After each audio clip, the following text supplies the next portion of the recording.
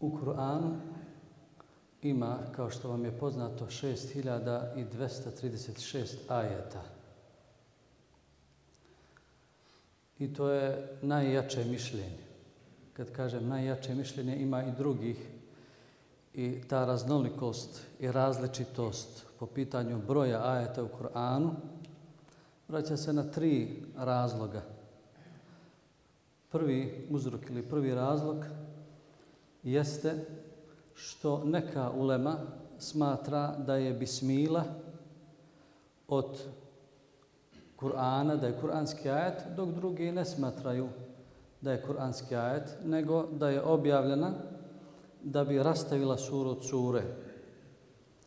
Pa odmah imamo razliku,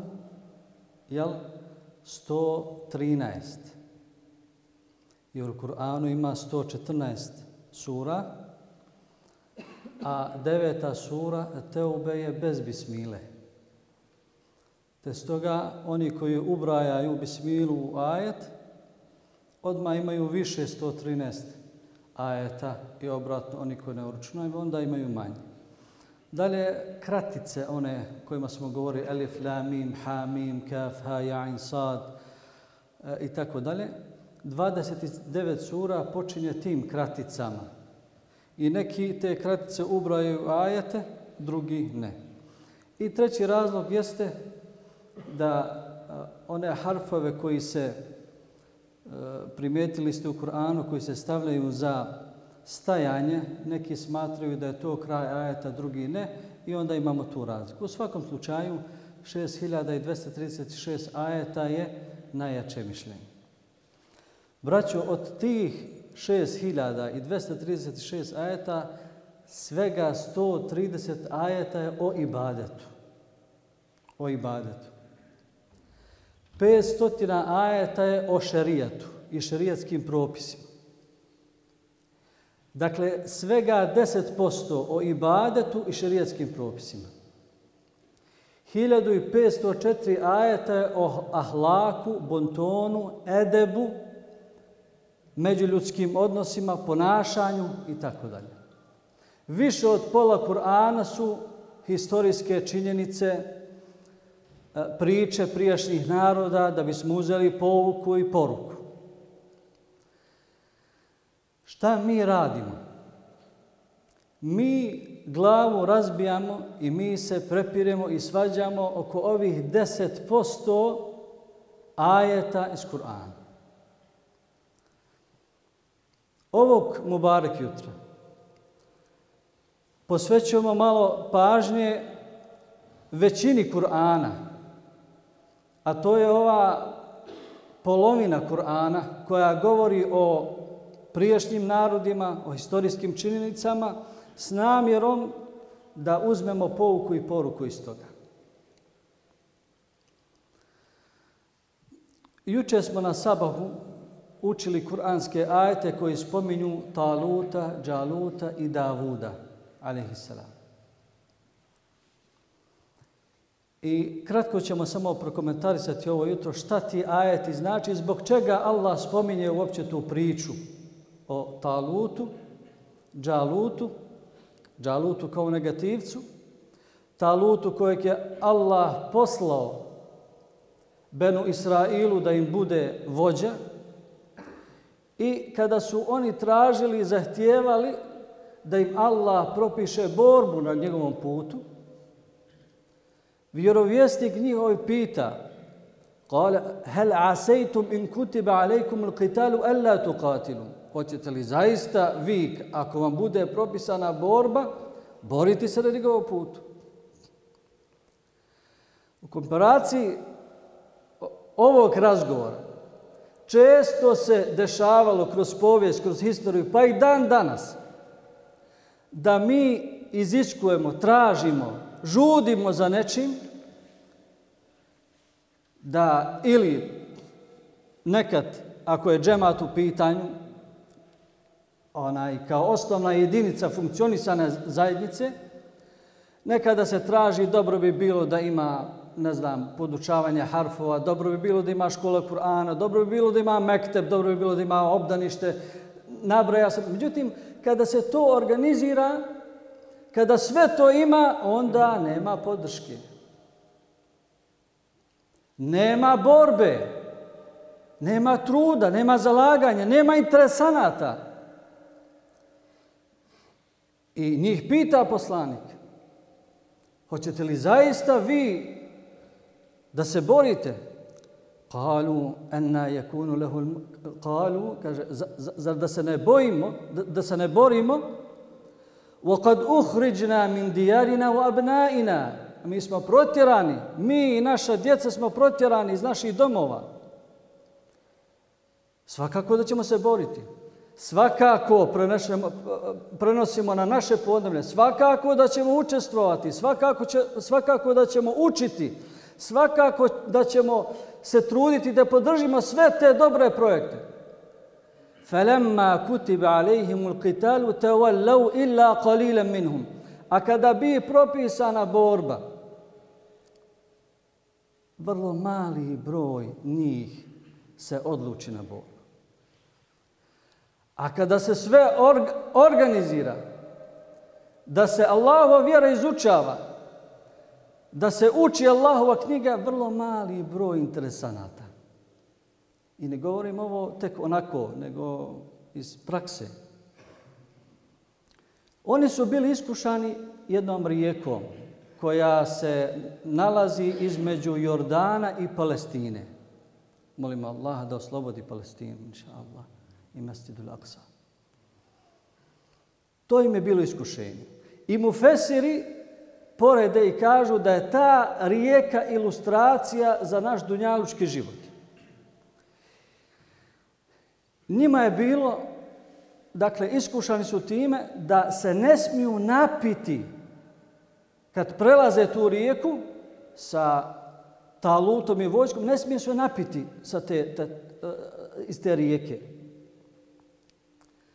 فَمَنْ شَرِبَ مِنْهُ فَلَيْسَ مِنِّي. Onaj ko se napije, ko se prepije kao stoka, kao hajvan, nije od mene. Odnosno, onaj ko se prepije dunjaluka, ko utone u dunjaluk, ko se izgubi u dunjaluk, ne pripada ummetu Muhammeda sallallahu alejhi ve sellem. وَمَنْ لَمْ يَطْعَمْهُ فَإِنَّهُ مِنِّي إِلَّا مَنِ اغْتَرَفَ غُرْفَةً بِيَدِهِ. A onaj ko se ne napije, nego samo uzme koliko može rukom zahvatiti te pitke vode, jako pitka rijeka, jako pitka, veliko iskušenje. Koliko može samo da preživi, odnosno uzimamo od dunjaluka tek onoliko koliko im je potrebno. فَشَرِبُوا مِنْهُ إِلَّا قَلِيلًا مِنْهُ. فَشَرِبُوا مِنْهُ إِلَّا قَلِيلًا مِنْهُمْ. Kaže, od 80.000, sad ovo je tefsir ovog ajeta, 80.000 vojske koja je bila, koja je prelazila tu rijeku, njih, kako navodi se u tefsiru, samo 4.000 su uzeli tek onoliko koliko im je potrebno, neophodno. Svi ostali su se prepili za te vode. I onda im je bilo naređeno da se vrate. Niste vi za ovaj ummet. Niste vi za ovaj poziv. Niste vi za ovu borbu. Od te 4.000 koji su položili taj prvi ispit, sada ima drugi ispit. فَلَمَّا جَاوَزَهُ هُوَ وَالَّذِينَ آمَنُوا مَعَهُ قَالُوا لَا طَاقَةَ لَنَا الْيَوْمَ بِجَالُوتَ وَجُنُودِ. Oni što su prošli sad, oni kažu, bojim se da mi nemamo snage da se borimo sa Džalutom i njegovom vojskom. قال الذين يظنون أنهم ملاقو الله كم من فئة قليلة غلبت فئة كثيرة بإذن الله. A oni koji su bili najuporniji, najsvjesniji, dakle od te 4.000, ostalo je, kaže, svega 300 i nešto. Najsvjesnijih, najuporniji. I oni kažu koliko je samo mali skupina pobjedilo velike skupine uz Allahovu dozvolu i pomoć. I tako je, braću, uvijek u životu. I tako je uvijek u svakoj zajednici. I tako je uvijek u svakom džematu. U početku imate masu, u početku imate želju, u početku imate htjenje, volju, elan. Međutim, kada treba preći rijeku, prvo iskušenje, onda otpada veliki dio. Kada se treba suočiti sa teškim neprijateljem današnjice, a to je džehl, neznanje, i kada treba uzeti pa tabiriti teđvidska pravila, pa tabiriti izgovor mahariđul huruf, onda ostaju samo oni uporni. Samo oni uporni. Završavamo savjetima Hazreti Alija radijallahu anhu varda, koji nas apropo ovoj našoj priči savjetuje nekoliko zlatih, lijepih savjeta i kaže: nemoj svoju tajnu koju imaš, nikome nemoj odavati osim Allahu subhanahu wa ta'ala. Nikome. Jer ako prijatelju odaš tajnu, ako je neka tjeskoba, ako je neka muka, ti ćeš ga rastužiti. A onome koji te ne voli, ti ćeš ga samo još više obradovati, dati mu, potpunuti mu pod krila, da još više te ezijeti i da ti pravi problem. Zato tajnu samo Allahu subhanahu wa ta'ala. U zadnjoj trećini noći, ovo je prilika Ramazan, da padnemo na seždu. I da na filama je, kako ulema kaže, i svojim riječima, govorili smo jučer, ne treba ni da persiraš, ne treba nikakve posebne uvode, niti razreda, niti zaključke. Ono što je na srcu, to se iznosi uzvišenom gospodaru. Drugo kaže, na dunjaluku se trudi samo da udovoljiš dvijema osobama, babu i majke. Nemoj se truditi nikom drugom da udovoljiš, babu i majke. Jer oni će te razumjeti i oni će uvijek vrednovati to što se trudiš da im u ime Allaha udovoljiš. Nemoj se nikada plašiti dvoga, rizka, opskrbe i smrti. Kako da se ne plašimo smrti? Pojašnjava. Smrt znači susret sa Allahom.